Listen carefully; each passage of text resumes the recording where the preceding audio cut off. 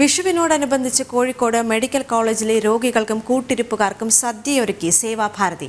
ചേവായൂർ സേവാഭാരതി യൂണിറ്റിന്റെ നേതൃത്വത്തിലാണ് 2500ഓളം പേർക്ക് സദ്യയൊരുക്കിയത്.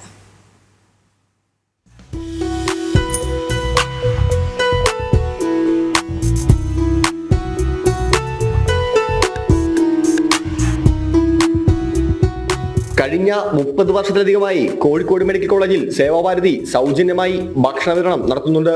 പ്രഭാത ഭക്ഷണം വിതരണം ചെയ്തുകൊണ്ടായിരുന്നു തുടക്കം. പിന്നീട് ഉച്ചഭക്ഷണ വിതരണവും ആരംഭിക്കുകയായിരുന്നു.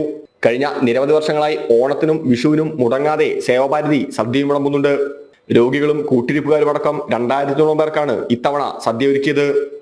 1988 നമ്മളിവിടെ പ്രഭാത ഭക്ഷണം നൽകിക്കൊണ്ടാണ് കോഴിക്കോട് ആരംഭിച്ചത്, സേവാഭാരതി പ്രവർത്തനം ആരംഭിച്ചത്. പിന്നെ കോവിഡിൻ്റെ കാലം കഴിഞ്ഞതിന് ശേഷം നമ്മളിപ്പോൾ ഇതുപോലെ ഓണം വിഷു സമയങ്ങളിൽ നമ്മൾ ഭക്ഷണം കൊടുക്കുന്നുണ്ട്. അത് കൂടാതെ മെഡിക്കൽ കോളേജിലെ ലുക്കീമിയ വാർഡ്, പിന്നെ ആരുമില്ലാത്ത രോഗികൾ, അങ്ങനെയുള്ള ആളുകൾക്ക് നമ്മൾ നിത്യേന നമ്മൾ ഭക്ഷണം കൊടുത്തുകൊണ്ടിരിക്കുകയാണ്. കഴിഞ്ഞ 2 വർഷമായി സേവാഭാരതിയുടെ നേതൃത്വത്തിൽ പെയിൻ ആൻഡ് പാലിയേറ്റീവ് കെയർ യൂണിറ്റും പ്രവർത്തിച്ചു വരുന്നുണ്ട്. ജനം, കോഴിക്കോട്.